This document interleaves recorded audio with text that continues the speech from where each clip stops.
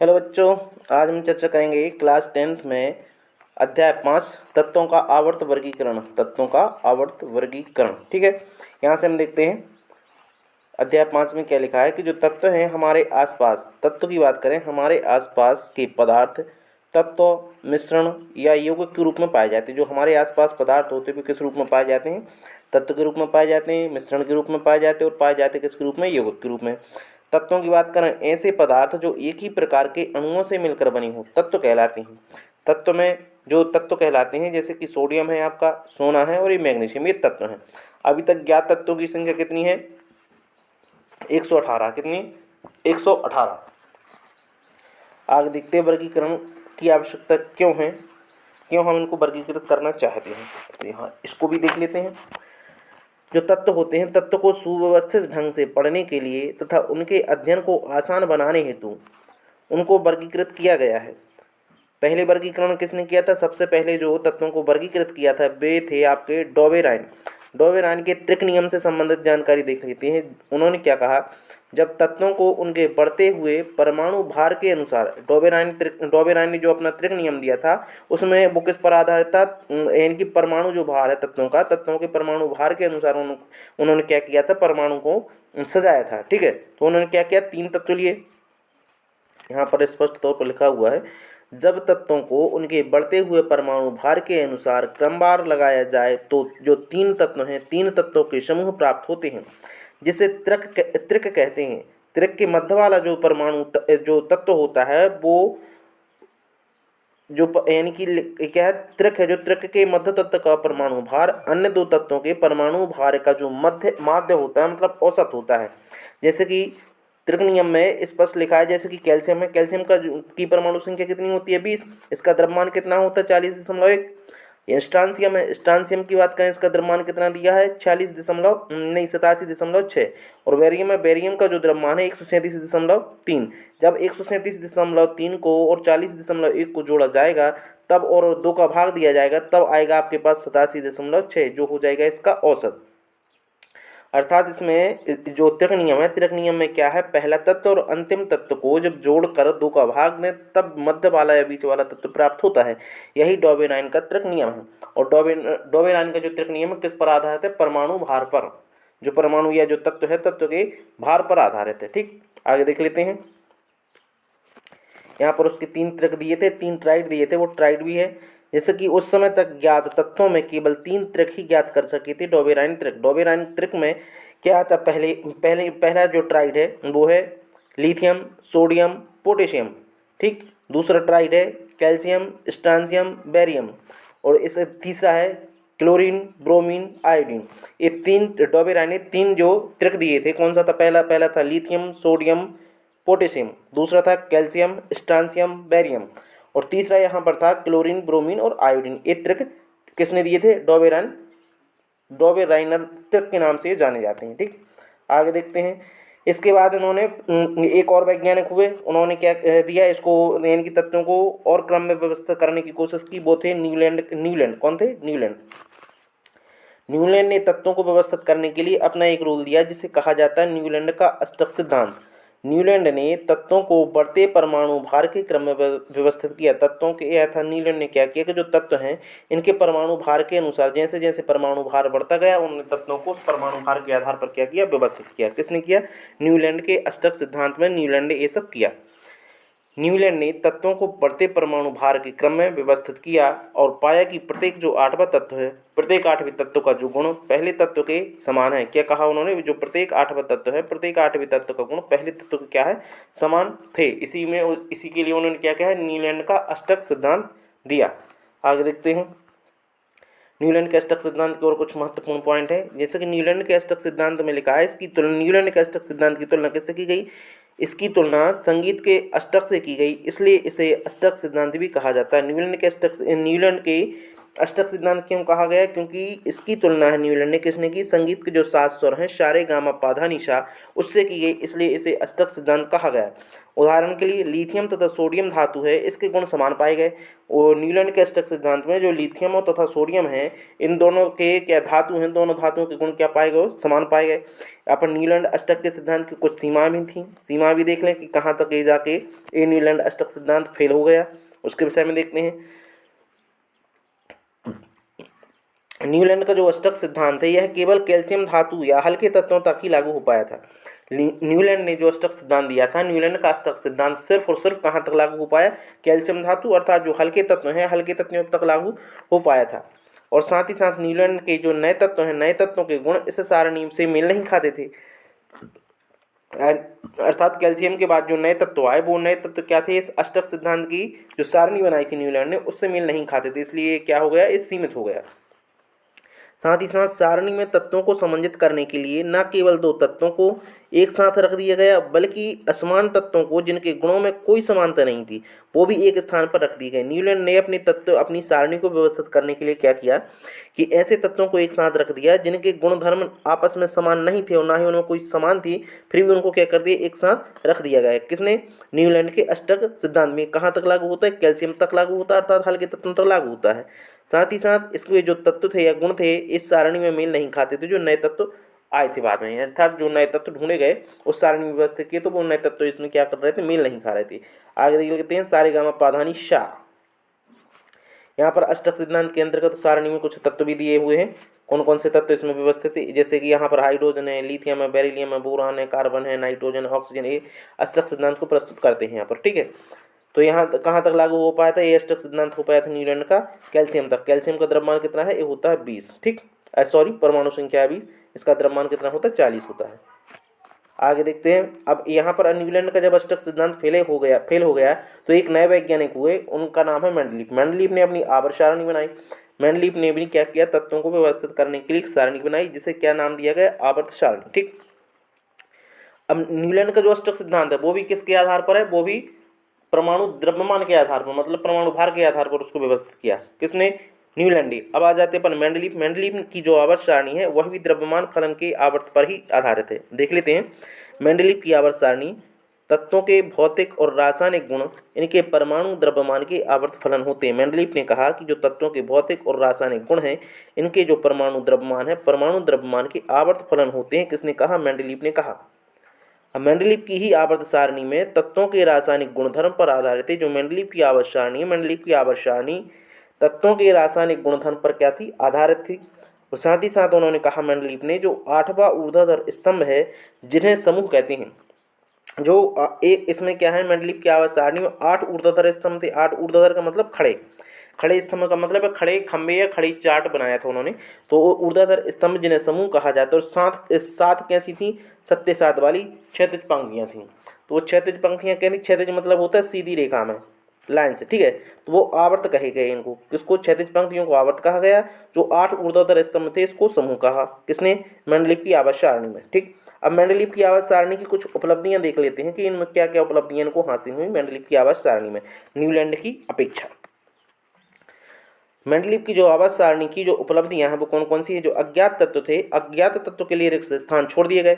अब मेंडलीफ ने जो अपनी आवर्त सारणी प्रस्तुत की, तो आवर्त सारणी में क्या किया? मेंडलीफ को पहले से पता था कि भाई जो आने वाले समय में क्या है कि और तत्व ज्ञात किए होंगे, और जब ज्ञात तत्व होंगे तो उनके लिए कुछ रिक्त स्थान छोड़ना पड़ेगा। तो उन्होंने क्या किया? मेंडलीफ ने अज्ञात तत्वों के लिए रिक्त स्थान छोड़े, जैसे कि स्कैनेडियम, जिसको Sc से प्रदर्शित करते हैं, गैलियम Ga से प्रदर्शित करते हैं, और जर्मेनियम जिसे Ga से प्रदर्शित करते हैं। इन तत्वों के लिए उन्होंने क्या छोड़ा था? खाली स्थान छोड़ दिया मेंडलीफ ने अपनी आवर्त सारणी में। ठीक है, और दूसरा क्या किया इन्होंने? समान जो गुणधर्म वाले तत्वों को उनको एक स्थान पर व्यवस्थित किया। मेंडलीफ ने क्या किया? जो समान गुणधर्म वाले तत्व थे उनको एक टेबल में, अर्थात एक साथ उनको क्या किया? इकट्ठा कर दिया। ठीक,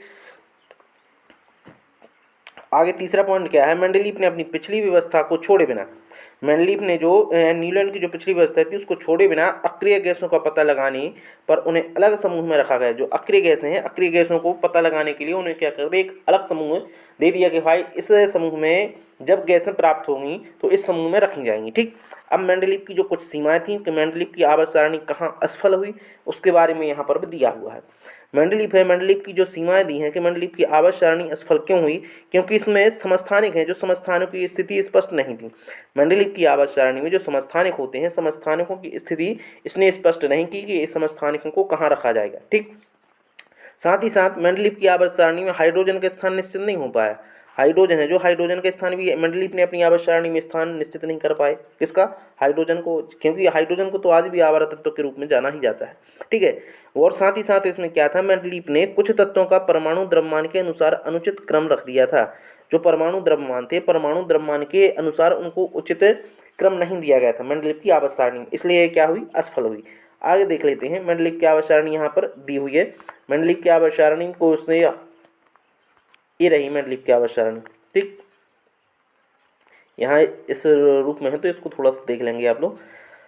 अब देखते हैं आधुनिक आवर्त सारणी जो मोजले ने दी थी। आधुनिक आवर्त सारणी के बारे में थोड़ा सा यहाँ पर और डिस्कस कर लें। जैसे कि आधुनिक आवर्त सारणी में क्या है, तत्व के जो परमाणु हैं द्रव्यमान की तुलना में उनकी परमाणु संख्या अधिक आधारभूत गुणधर्म है। मोजले ने कहा कि जो अभी तक जितनी भी सारणियाँ आई थी वो परमाणु द्रव्यमान के आधार पर थी, चाहे डॉबेरा ने त्रिक दिया हो, न्यूलैंड ने अष्टक नियम दिया हो, चाहे मेंडलीव ने अपनी आवर्त सारणी बनाई हो, ये सब किस पर आधारित थी, ये थी परमाणु के द्रव्यमान पर आधारित है। परंतु जो आधुनिक आवर्त सारणी मोजले ने दी वो थी परमाणु संख्या के आधार पर। किस पर थी? परमाणु संख्या के आधार पर। किसने दी थी आधुनिक आवर्त सारणी? ये दी थी मोजले साहब ने। ठीक, तो आधुनिक आवर्त सारणी के अनुसार जो तत्व हैं, तत्व के गुणधर्म उनकी परमाणु संख्या का आवर्त फलन होते हैं। मोजले ने कहा कि जो तत्व हैं, जो तत्व के गुणधर्म हैं, उनकी परमाणु संख्या का आवर्त फलन होता है। एक किसने कहा था? एक कहा था मोजले साहब ने आधुनिक आवर्त सारणी को व्यवस्थित करते समय। ठीक, यहाँ पर देख लेते हैं आधुनिक आवर्त सारणी ये दी हुई है, ये इस प्रकार, इसमें थोड़ी समझ में नहीं आएगी, यहाँ पर आप बुक में देख सकते हैं, जब बुक में पढ़ेंगे चैप्टर तो वहाँ पर ये लिखी रहेगी। ठीक है, ये आवर्त सारणी को आप पढ़ सकते हैं कि पहला तत्व कौन सा, हाइड्रोजन है, फिर यहाँ पर दूसरा तत्व क्या है, हीलियम है, फिर यहाँ पर देख सकते हैं लिथियम है, ये बेरिलियम है, ठीक, ये बोरान है, कार्बन, नाइट्रोजन, ऑक्सीजन, इस प्रकार 20 तक है जो तत्व हैं। 20 तक तत्वों की आपको परमाणु संख्या याद करना और साथ ही साथ उसका परमाणु द्रव्यमान भी याद करना, ये पेपर में आता है। ठीक, आगे देख लेते हैं मेंडलीव की आवर्त सारणी। मेंडलीव की आवर्त सारणी में कुछ दोष भी थे। दोष कौन कौन से थे? यहाँ पर लिखा हुआ है कि आवर्त सारणी द्वारा दूर हो गए। मेंडलीव की जो आवर्त सारणी के दोष थे उनको आधुनिक आवर्त सारणी के द्वारा क्या किया गया था? दूर किया गया था। जैसे कि जो समस्थानिकों की स्थिति मेंडलीव के द्वारा स्पष्ट नहीं की गई थी, वो यहाँ पर आधुनिक आवर्त सारणी में मोजले के द्वारा इसकी स्थिति को क्या कर दिया? स्पष्ट कर दिया। अर्थात समान परमाणु संख्या वाले जो तत्व थे एक स्थान पर या एक समूह में इनको रखा गया था। जो समान परमाणु संख्या वाले जो तत्व थे इनको क्या कर दिया गया? आधुनिक आवर्त सारणी में मोजले के द्वारा इनको एक स्थान पर एक समूह में रखा गया। साथ ही साथ जो कोबाल्ट है, कोबाल्ट की परमाणु संख्या कितनी है? 27 है, वह निकल से पहले आएगा। आधुनिक आवर्त सारणी में ये कर दिया गया कि जो कोबाल्ट है वो निकल से पहले रखा। परंतु आपने मेंडलीव की आवर्त सारणी में देखा होगा तो क्या है कि कोबाल्ट को बाद में रख दिया गया था, किसके? निकल की। तो वहाँ पर ये भी यहाँ पर उन्होंने गलती की थी, किसने? मेंडलीव ने। परंतु आधुनिक आवर्त सारणी मोजले ने व्यवस्थित किया कि जो कोबाल्ट है जिसकी परमाणु संख्या 27 है, इसको निकल जिसकी परमाणु संख्या 28 के पहले रखा गया। ठीक, आगे देखते हैं मेंडलीव की जो आधुनिक यानी कि मोजले की जो आधुनिक आवर्त सारणी है, इसमें परमाणु संख्या सदैव पूर्ण संख्या में होती है। साथ ही साथ इसमें मोजले ने कहा कि जो परमाणु संख्या सदैव पूर्ण संख्या में होती है, अतः हाइड्रोजन तथा हीलियम के बीच में कोई तत्व नहीं आएगा। साथ ही साथ मोजले ने कहा कि जो हाइड्रोजन है तथा हीलियम है इनके बीच में किसी प्रकार का कोई भी तत्व नहीं आएगा। ठीक, अब देख लेते हैं परमाणु संख्या। जो परमाणु संख्या है जो मोजले ने प्रदर्शित किया अपनी आवर्त सारणी को परमाणु संख्या के आधार पर, तो क्या कहा कि परमाणु संख्या को Z से निरूपित किया जाता है। परमाणु संख्या अणु के केंद्र में पाए जाने वाले प्रोटॉन की संख्या के बराबर होती है। जो परमाणु संख्या होती है, परमाणु संख्या है जो केंद्र में पाए जाने वाले किसके? प्रोटॉन के संख्या जो होती है, प्रोटॉन की संख्या को ही परमाणु संख्या के रूप में व्यक्त किया जाता है, उसके बराबर होती है। आधुनिक आवर्त सारणी में कितने ऊर्ध्व हैं? 18 ऊर्ध्व हैं स्तंभ, जिन्हें क्या कहा जाता है? समूह कहा जाता है। तथा 7 क्षैतिज पंक्तियां हैं। क्या है? 7 क्षैतिज पंक्तियां हैं, जिनको क्या कहते हैं? आवर्त कहते हैं। आधुनिक आवर्त सारणी है, इसकी जो पंक्तियां जिन्हें आवर्त कहा जाता है उसकी क्षैतिज पंक्तियों की संख्या कितनी है? 7। और जो आधुनिक आवर्त सारणी में जिन्हें ऊर्ध्व या स्तंभ कहा जाता है उसकी संख्या कितनी है? 18, जिसे क्या कहते हैं? समूह भी कहते हैं। परमाणु संख्या की बात करें, किसी भी आवर्त में पाए जाने वाले सभी तत्वों में कोषों की संख्या समान होती है। किसी भी आवर्त की बात करें, किसी भी आवर्त में पाए जाने वाले जो सभी तत्व होते हैं, सभी तत्वों में कोषों की संख्या कैसी होती है? समान होती है। जैसे कि लिथियम की परमाणु लिथियम की परमाणु संख्या 3 है, परंतु इसमें जो कोष हैं कितने? 2। कोष को हम कैसे प्रदर्शित करते हैं? के, एल, एम और एन। ठीक है, एक के, एल, एम, एन कोष में इनको व्यक्त किया जाता है। तो किसी भी आवर्त में पाए जाने वाले जो तत्व होते हैं, तत्वों में जो आवर्त में कोषों की संख्या कैसी होती है? समान होती है। जैसे कि लिथियम भी एक ही कोष में पाया जाता है, बेरिलियम एक कोष में पाया जाता है, बोरान भी एक कोष में पाया जाता है, कार्बन भी एक कोष में पाया जाता है, क्योंकि ये एक ही कोष है, एक ही तत्वों की कोषों की संख्या समान होती है जिस आवर्त में पाए जाते हैं। ठीक है, जैसे कि लिथियम है आपका एक आवर्त में पाया जाता है जिसमें कोषों की संख्या 2 है, बेरिलियम भी उसी आवर्त में पाया जाता है जिसमें कोषों की संख्या 2 है। इस प्रकार से यहाँ पर नाइट्रोजन तक हम लिख सकते हैं। जैसे कि लिथियम की परमाणु संख्या 3 है, तो इसमें के में आ जाएंगे पहले 2 तत्व, तो फिर आ जाएगा 1, इसकी संयोजकता 1 हो जाएगी। इसी प्रकार बेरिलियम है, बेरिलियम की परमाणु संख्या कितनी है? 4 है, तो पहले तत्व में के कोष में आ जाएंगे 2, और के फिर एल आता है, एल में कितने हो जाएंगे? 2। ठीक, तो अधिकतम किसी कोष में कितने आ सकते हैं? 8 आ सकते हैं, और निम्नतम कितने हो सकते हैं? 2 हो सकते हैं। ठीक, आगे देखते हैं। एक समूह की बात करें, एक समूह में जो सभी तत्व हैं, सभी तत्वों में संयोजी इलेक्ट्रॉनों की संख्या जो होती है समान होती है। एक समूह है, जो समूह में जो संयोजी इलेक्ट्रॉन होते हैं, संयोजी इलेक्ट्रॉनों की संख्या भी क्या होती है? समान होती है। जैसे कि समूह में अभी आवर्त में क्या है? कोषों की संख्या समान होती है। किसी भी आवर्त में कोषों की संख्या समान होती है, परंतु समूह में किसकी संख्या समान होती है? इलेक्ट्रॉन की संख्या समान होती है। जैसे कि हाइड्रोजन के आखिरी में कितनी है परमाणु संख्या या इलेक्ट्रॉन की संख्या? 1 है। लिथियम की जो इलेक्ट्रॉन संख्या कितनी? 1 है। यहाँ पर सोडियम लिखा है, Na होगा, यहाँ पर क्या होगा? Na। इसकी परमाणु संख्या कितनी होती है? 11, तो इसका आखिरी में इलेक्ट्रॉन क्या होगा? 1 होगा। ठीक, इस प्रकार हम इसको व्यक्त करते हैं। अर्थात सीधी सी बात कही जाए तो किसी आवर्त में जो कोष होते हैं वो कोषों की संख्या समान होती है किसी तत्व की। ठीक है, और साथ ही साथ जो समूह होता है, उस समूह में उन तत्वों को रखा जाता है जिनकी संयोजकता क्या होती है? इलेक्ट्रॉन संख्या होती है, संयोजी इलेक्ट्रॉनों की संख्या होती है, वो क्या होती है? समान होती है। ठीक, यहाँ पर आगे भी देखते हैं। जो सभी तत्व हैं, सभी तत्वों की सभी तत्वों में संयोजी इलेक्ट्रॉनों की संख्या एक समान है। कैसी है? जो सभी तत्व हैं, सभी तत्वों में संयोजी इलेक्ट्रॉन की संख्या क्या है? 1 के समान है। यहाँ पर दिया हुआ है।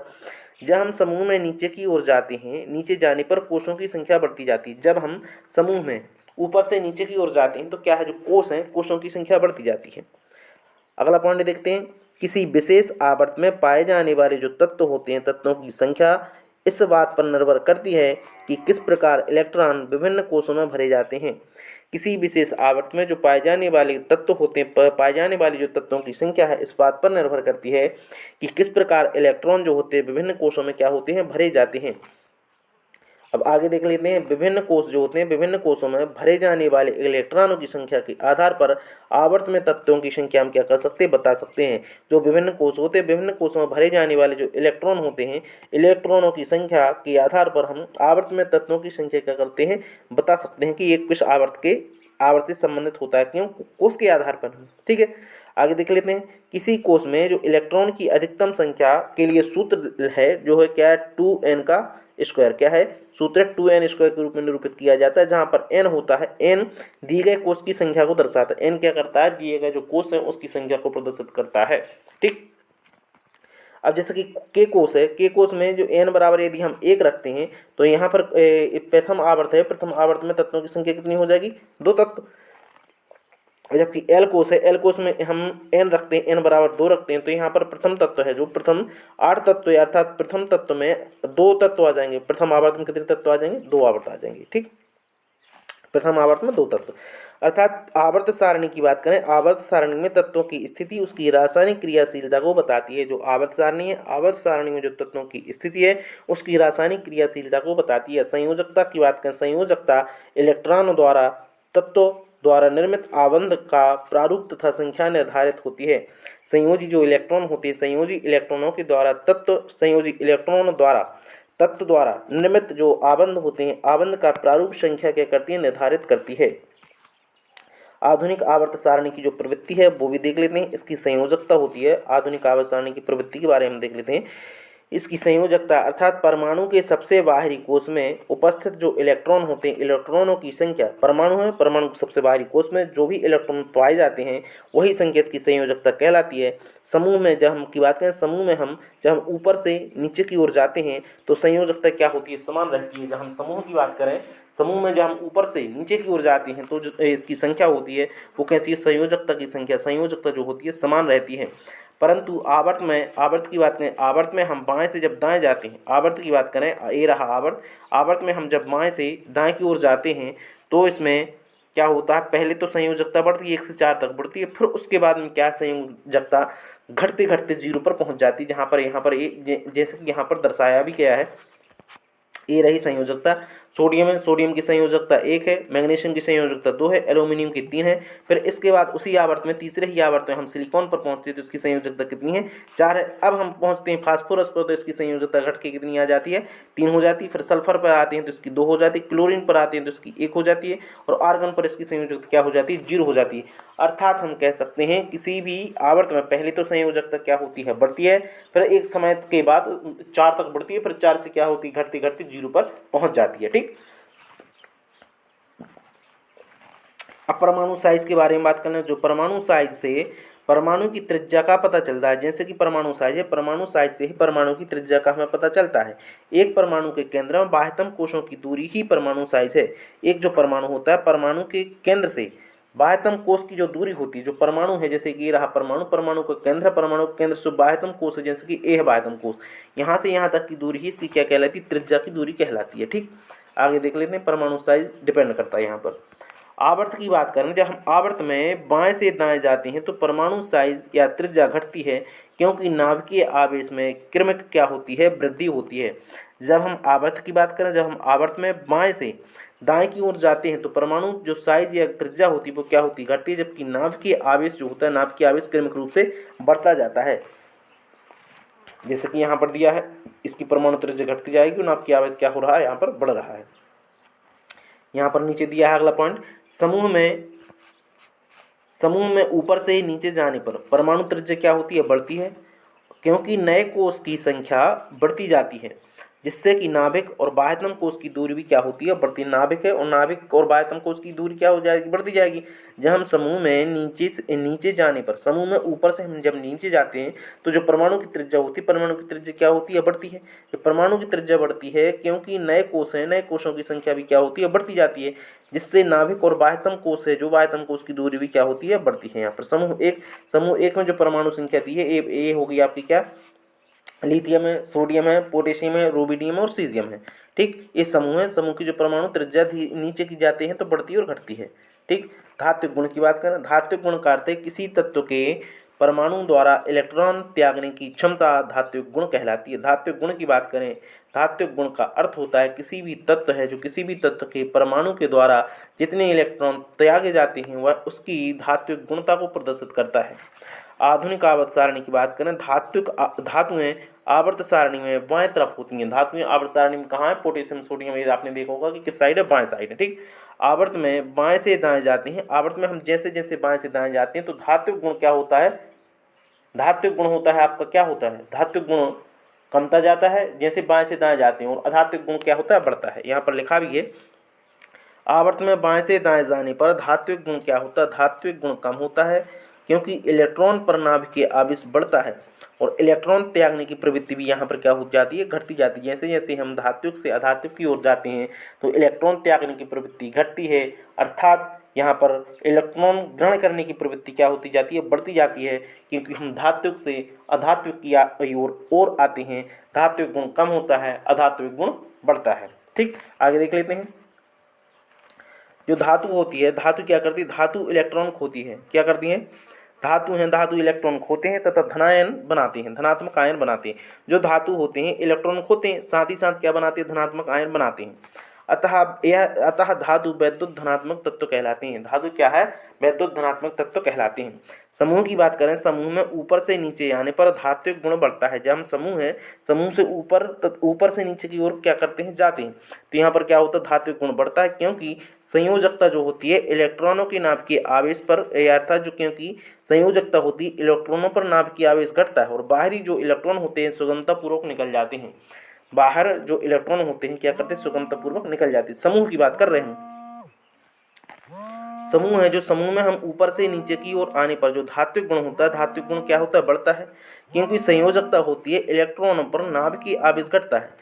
क्योंकि संयोजकता जो होती है इलेक्ट्रॉनों पर नाभ की आवेश क्या होता है? घटता है। यहाँ पर नाभ की आवेश घटता है तथा बाहरी इलेक्ट्रॉन सुगमतापूर्वक यहाँ पर निकल जाते हैं। अब देख लेते अधात्विक गुणधर्म क्या है। अधात्विक जो गुणधर्म होते हैं, अधातु में वैद्युत ऋणात्मक होती हैं। अधातु में क्या होती हैं? वैद्युत ऋणात्मक होती हैं। वे इलेक्ट्रॉनों को क्या करती हैं? ग्रहण करती हैं। अधातु में क्या होती हैं? वैद्युत ऋणात्मक होती हैं, साथ ही साथ में इलेक्ट्रॉनों को क्या करती हैं? ग्रहण करती हैं। अधातु में जो होती हैं आवर्त में दाएं ओर पाई जाती हैं। अधातु में कहाँ पाई जाती हैं? दाएं ओर पाई जाती हैं। आवर्त में हम बाएं से जब दाएं ओर जाती हैं तो अधात्विक गुण बढ़ता है और धात्विक गुण तो घटता ही है। अधात्विक गुण बढ़ता है क्योंकि प्रभावी नाभ के आवेश बढ़ने के कारण इलेक्ट्रॉन ग्रहण करने की प्रवृत्ति भी क्या हो जाती है? बढ़ती जाती है। समूह है, जब समूह में हम ऊपर से नीचे आने पर अधात्विक गुण कम होता जाता है। जब हम समूह में ऊपर से नीचे आते हैं तो इनका अधात्विक गुण होता है वो कैसे होता है? धीरे धीरे कम हो जाता है, क्योंकि जो प्रभावी नाभ की आवेश भी क्या होता है? यहाँ पर कम होता है, जिससे इलेक्ट्रॉन को अपनाने की क्षमता यहाँ पर क्या हो जाती है? कम हो जाती है। आगे देख लेते हैं।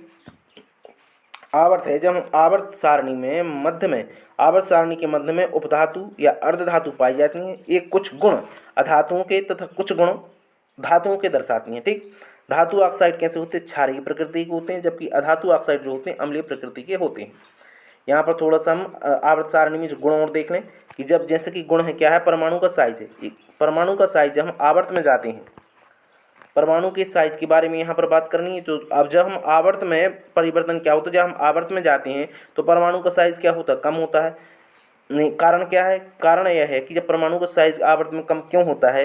प्रभावी नाभ के आवेश बढ़ जाता है, क्योंकि जो प्रभावी नाभ के आवेश क्या होता है? बढ़ता है, जिससे नाभिक और इलेक्ट्रॉन के बीच जो होता है परस्पर आकर्षण भी क्या हो जाता है? बढ़ जाता है यहाँ पर। साथ ही साथ जब आकर्षण बढ़ता है तो आकर्षण बढ़ने के फलस्वरूप इलेक्ट्रॉन और नाभिक के जो बीच की जो दूरी होती है वो हो जाती है, कम हो जाती है। ठीक, अब परमाणु साइज का जब हम समूह में जाते हैं तो परमाणु साइज क्या होता है? समूह में बढ़ता है। क्यों बढ़ता है? क्योंकि नए कोष के जुड़ने से जुड़ने के कारण बाहरी कोष तथा नाभिक के बीच की दूरी भी यहाँ पर बढ़ती जाती है। क्या होता है? नया कोष जैसे ही जुड़ता है तो क्या होता है? नए कोष के जुड़ने से समूह में जो बाहरी कोष तथा नाभिक के बीच की जो दूरी होती है वो क्या होती है? धीरे धीरे बढ़ती जाती है।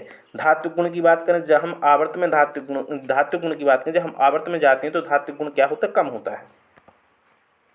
धात्विक गुण की बात करें, धात्विक गुण क्या है? आवर्त में कम हो जाता है। क्यों होता है? क्योंकि प्रभावी जो नाभ की आवेश बढ़ने के कारण संयोजन इलेक्ट्रॉन त्यागने की जो प्रवृत्ति होती है वो क्या हो जाती है? घट जाती है। अब जब हम समूह में जाते हैं तो धात्विक गुण यहाँ पर क्या होता है? बढ़ता है। धात्विक गुण क्या होता है? जब हम समूह में जाते हैं तो बढ़ता है। क्यों बढ़ता है? क्योंकि प्रभावी नाभ की आवेश कम हो जाता है। यहाँ पर समूह में आने पर क्या होता है? प्रभावी नाभ की आवेश कम हो जाता है तथा संयोजी जो इलेक्ट्रॉन होती है, संयोजी इलेक्ट्रॉन त्यागने की क्षमता भी यहाँ पर बढ़ जाती है। अधात्विक गुण की बात करें तो अधात्विक गुण क्या होता है? आवर्त में जाने पर अधात्विक गुण बढ़ जाता है। क्यों? क्योंकि प्रभावी जो नाभिकीय आवेश होता है, प्रभावी नाभ की आवेश बढ़ने से इलेक्ट्रॉन के ग्रहण करने की जो प्रवृत्ति हो जाती है यहाँ पर बढ़ जाती है। यहाँ पर देख लें, समूह में हम जब जाते हैं तो समूह में अधात्विक गुण क्या होता है? कम होता है। क्यों होता है समूह में अधात्विक गुण कम? क्योंकि जो प्रभावी नाभ के आवेश होता है, प्रभावी नाभ की आवेश कम होने के कारण इलेक्ट्रॉन को अपनाने की क्षमता भी यहाँ पर क्या हो जाती है? कम हो जाती है। ठीक, तो यहाँ पर हमारा एक चैप्टर होता है कंप्लीट। आगे हम इसी के एग्जाम्पल देखेंगे एनसीईआरटी के। यदि हमारा सेशन अच्छा लगा हो तो इसको शेयर और सब्सक्राइब ज़रूर करें। बहुत बहुत